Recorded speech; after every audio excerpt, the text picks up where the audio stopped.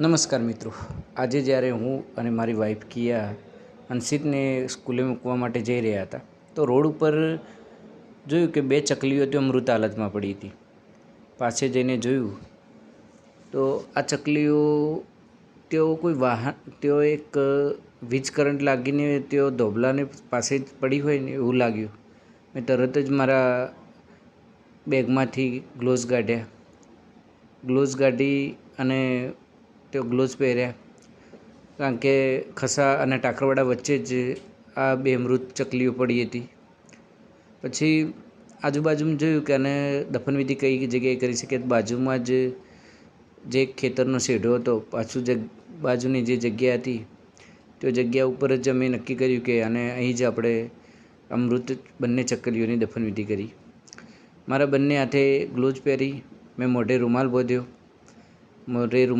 વાહનો પણ સવારનો સમય હતો એટલે બંને સાઈડથી આવી રહ્યા હતા.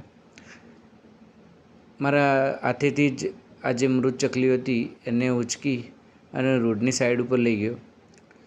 રોડની સાઈડ ઉપર લઈ જઈ અને વારા ફરતી અલગ અલગ જગ્યાએ બંને ચકલીઓની આજે દફનવિધિ કરી હતી.